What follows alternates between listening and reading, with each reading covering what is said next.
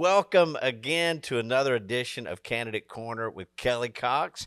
And it has been a while since we have done one of these. Yeah, it's been a couple of months. And it really has. And I've had some people mention it to me in the community. When y'all gonna do another Yeah, Candidate yeah, Corner? So here yeah, we are. yeah. And thanks for tuning in. Thanks for watching. It has been a while since we did our last one. And so there's been some events, some hmm community things that you've been able to be a part of over the Yep. last few months. Let's think of the Bath event they had, Yeah, and had then Bellhaven 4th of July, right. Washington Summerfest. What was it like being in the community? You were in what the parade there at 4th of July. Yeah, yeah. Had a booth set up downtown hmm Washington.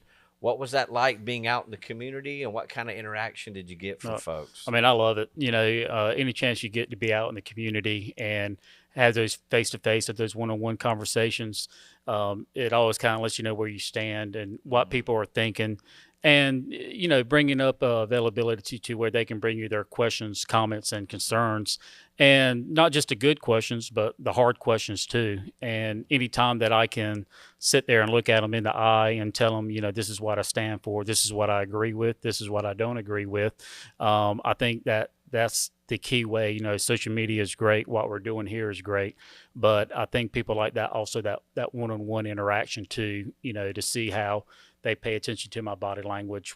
Am I telling them what I think they want to hear versus what I know to be right in my heart? So Mhm. I think with all of those things combined, it just has strengthened our campaign and our move to making Beaufort County a safer place to work, live, and raise a family.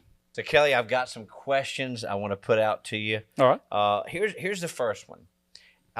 There's been some reports of folks in the community that are reporting some voter intimidation type tactics that are happening. That's been Right. going on with the sitting sheriff concerning yard signs. Particularly, there's been folks that may have had his sign in their yard in the last campaign, but have switched and they've got your sign, and Right. it's obviously rubbed him wrong.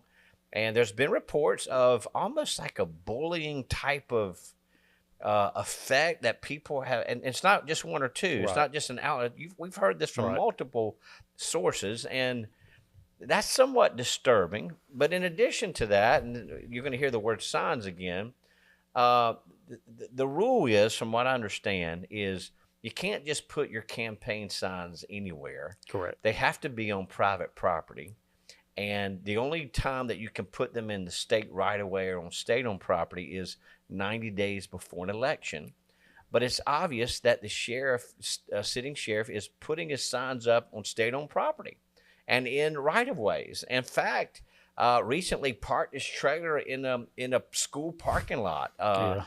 I think it was Northeastern Yeah. Elementary School toward Bellhaven, and was asked to move it by officials. And I think they got some pushback. And someone may say, well, that sounds petty, but does it speak to an overarching way of thinking or attitude or approach to leadership with the sitting sheriff? Yeah, I would say yes. Anytime that you are put in these elected positions, we call it those pedestal professions, and people are constantly looking at your every move. Even me as a candidate with Kelly Cox written on the side of my vehicles, you try to be more mindful about even how you drive and stuff.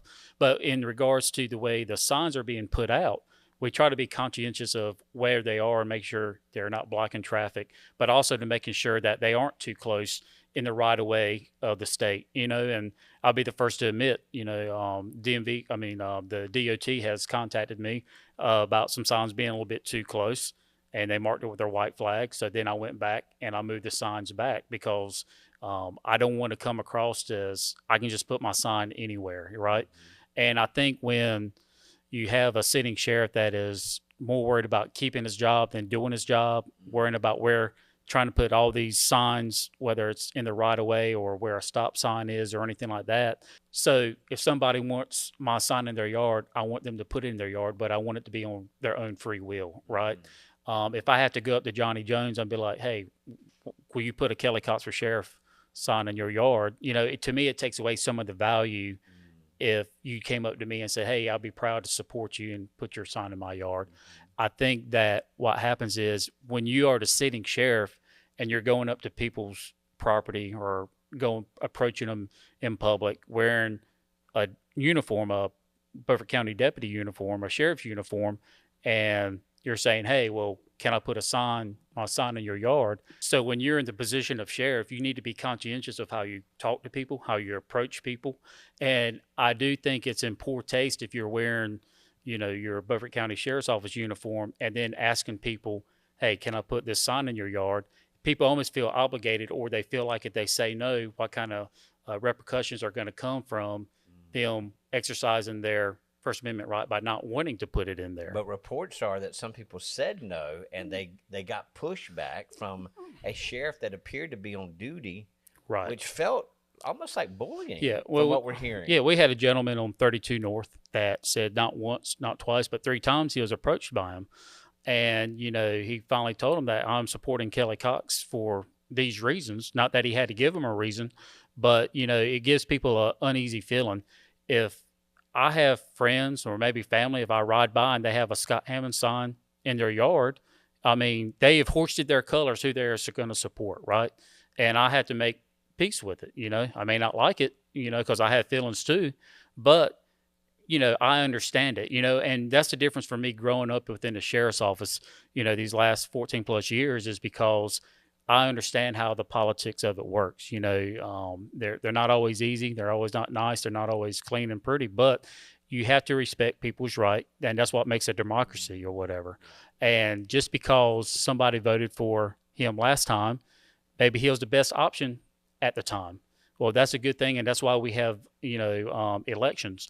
And if somebody else is better, or they think they can steer somebody else, another candidate can steer the direction of a sheriff's office a different way and in a more positive way, well, that's their right. So I think it's important for any elected official to know or understand that just because somebody voted for you last time isn't a guarantee that they're going to vote for you next time. If I'm blessed enough to become sheriff, I have to understand that some of the people that voted for me this time may not vote for me next time for whatever reason may be. But, I'm mature enough. I've been in the game long enough to understand that's how politics works, and I think that quite frankly, he doesn't understand that. And so in America, that's one of our God-given rights, to have that freedom of choice. Again, if you don't like the way somebody's doing something, then you let your voice be heard by going to the polls and check somebody's name in the box that you feel like can do the right job, And again, I think at the time, maybe he was the best option for the county. The people of Beaufort County felt that way. But I know in my heart of hearts, I wouldn't be running if I didn't think I could do a better job. So, Kelly, along with some of those tactics, the bullying tactics that has been reported, there's been an effort by the sitting sheriff to really make an effort to disparage you personally. Oh, yeah. Attacking you, your marriage, your family. And it's not easy. It can't be easy. No. How are you handling that, and how do you respond to that? Well, nobody likes to hear negativity, especially when it comes to your family, your loved ones. When I made the decision to run for office, I had to understand, I had to come to a peace that people are going to say negative things about Kelly Cox. I may not like it, but unfortunately it's just part of the game. What I do have an issue with is when you have an elected official want to sit there and talk about my marriage, my wife, and potentially how I am as a parent. And one thing that I will not stand for is that kind of rhetoric. I will address it. And anybody that knows my wife, Jordan, knows that there's a lot of things that she is and is not going to put up with.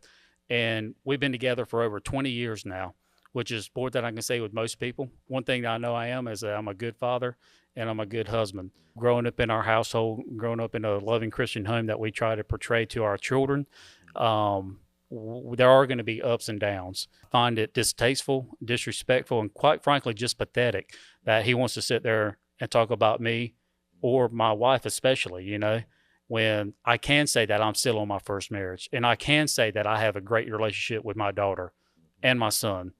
And, there's a lot of things that I'm subpar at, but I know I'm good at all of those things. And there's just no place for that, honestly. It really isn't. Absolutely. Run on your own credentials, run on your own accolades or whatnot. Mm-hmm. But, if that's what he feels like he has to do, I mean, it shows his character, and talking about some of these people with the signs. He has brought up that specifically to some of those people, and it's a major turnoff. I don't sling the mud. I don't. There's plenty of things I probably could say, but I'm just that's not who I am, and that's not the game I'm gonna play. Speaking of your family, though, in these events that you've been on, I'm seeing pictures of your wife and your kids. I mean, what's that been like for your family? I mean, I know y'all are already busy Yeah, before yeah, this started, but now the business has gone to a new level. yeah, How are they handling yeah, that? yeah. Oh, it's a lot on everybody. Some days, we're dragging them to events, and maybe at first they just want to lay in bed or something like that. But the typical, Logan is 8; he'll be 9 next month. Audrey just turned 11, so um, it, it's a fun time, but it's just a busy time, especially balancing sports and then school getting ready to start back up. But it's kind of it's just been another way for us to spend time together. The 4th of July, we had just a great time, hanging down in Belhaven, the Bath Fest piece. And I'm not saying do things that we typically wouldn't do together, but I just feel such a sense of peace and happiness when we're all together, experiencing all the good times and the highs together and stuff. And that being said, we do try to shield them as much as we can for the negativity. Audrey, she is wise beyond her years, so every now and then I let her read some of the comments, and she doesn't like it, people saying bad things about her daddy, but I'd run through hell wearing a gasoline suit for both of my children and my wife. But I do think that it's give them an experience that other children or family members have never gone through either. You know what I mean? So I hope they look back when they pull out this core memory that they can say, well, it was a good time. There's some stressors to it, but I'm just thankful that they're there for the journey and putting the Making first some face great forward. memories, Yeah. right? Now, speaking of negative comments, there's not many. I Yeah. mean, if we Yeah. look at the Facebook and Instagram posts, Kelly, there seems to be just this overwhelming wave of support. Probably to your surprise, I would Yeah. think. Yeah. And again, when you bring up politics, it brings out really people love the drama. People love just to kind of get their digs in and stuff. But yeah, every time I make a post, I'm just like, I'm waiting for the next big negative thing. And really, ultimately, it's been positive. Now, one thing I can pride myself on is that I just don't try to limit myself to one group, right? And if you become sheriff, you got to serve the people of Beaufort County. It doesn't matter what party they are in. It doesn't matter the color of their skin. It doesn't matter their sexual orientation or any of that stuff. Because when they call 911, they want to know that somebody is coming to help them, right? And I think one thing that I give a tremendous credit to my parents about is that you treat everybody the same. You treat everybody with respect, And I think that when I've had to put these life lessons in place, and especially starting my career with the Beaufort County Sheriff's Office, it kind of gave me the foundation to kind of serve my purpose and try to help everybody that I could in a way that I felt like I could. And yeah, I think that I am most appreciative. I'm most humbled by the support. I'm most humbled by the money that people have donated, their hard-earned money. So yeah, there's always going to be a few people in the crowd that just want to stir the pot or anything like that. But I have reached across the aisle. I have talked to people that we may not have seen eye to eye on some of our ideology or anything like that, but they know that if I'm elected sheriff, that I'm gonna give them 110% the same way that people supported me and people that may not have supported me. Because at the end of the day, that's the right thing to do. I think it's dangerous when a sheriff's office gets to be vote driven. We can't do this because it might cost us votes. Well, we're different when it comes to we're a politician, yes, but what's different is that we still are in charge, making sure that we're running the letter of the law to a T, right? And that there shouldn't be favoritism. There shouldn't be, political setback or gain from, arresting somebody that made a bad mistake, But I think that moving forward, people can kind of continue to see where my heart is and where the direction we want to move this sheriff's office. You've served now 3 sheriffs in your career, Kelly, and you're currently with the Craven County Sheriff's Office. It was said recently that you ran from Beaufort Yeah, County with a new tuck tail tuck and tail ran. and ran Yep. when the new sheriff came in. But reality is, and I remember having conversations with you about this, you just didn't feel like you were going to be able to work with the personality of the sitting sheriff, Correct. and it was hard for you Oh, because you absolutely. love Beaufort County. You're from here. You invested so much time and energy in throughout the years of being a part of the Beaufort County Sheriff's Office. So I know that was not easy for Oh no. you. Yeah. But you were offered a position. You were offered several different opportunities, but one in particular, Sheriff Chip Hughes from Correct. Craven County asked you to come work and be a part of the public relations, Crime Hmm. Stoppers. But you also asked that you could be a part of the SRO, School Resource Absolutely. Officer Program in the Yeah. county as well. So you've been there how long now? Over It's, 2 years? it'll be 3 years in October. Be 3 years So, in yep. October. So you've worked for three sheriffs. What are a couple of things that you could say that you've learned from Sheriff Hughes that you'd love to bring back to Beaufort County if you are elected as sheriff Yeah. here? Well, first off, on a couple of things with the size of Craven County, we have Beaufort County, we have 60 some deputies, maybe 68, 69 deputies. In Craven County, we have almost 130 plus deputies, so everything is twice as big there. Mhm. So when people said that I tucked tail and ran to Craven County, I left and went to not only a larger agency, but the amount of the resources that we have in Craven County, the connections that I've had made in Craven County, working with the provost marshal's office, Cherry Point, getting to know the DA at the time, Scott Thomas, and I think these are all things that I may not have seen it at the time when I was upset that I had to leave Beaufort County to go to Craven County. When I really took a step back and looked at the opportunity that was afforded to me, I mean, I'm getting experience and built relationships otherwise that I would never had before, and I think that with being one of the PIOs, the public information officers, Craven County has roughly 120,000 plus citizens in the county, not including what's at Cherry Point. And so my digital footprint and everything like that really grew uh, by a fair amount by going over there. Some of the things that Sheriff Hughes, one thing I can say about him when he hired me, and these were some of the things that he wanted me to work on. I mean, he didn't micromanage. He said, just let me know where you're going. I would still run things through him, but he had the confidence and he believed in me enough to let me kind of run some of the programs that he wanted to bring in.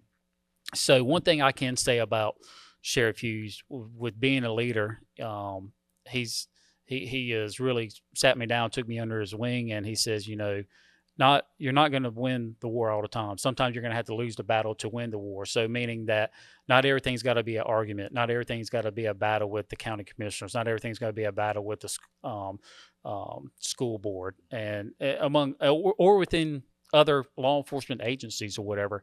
He truly believes in that teamwork effort. He doesn't care if there's 20 names attached to a drug bust or just a Craven County Sheriff's Office's name attached to a drug bust. And a true definition of a leader, too, is anyone that can say, um, I'm sorry, I was wrong, or I don't know, but what do you think?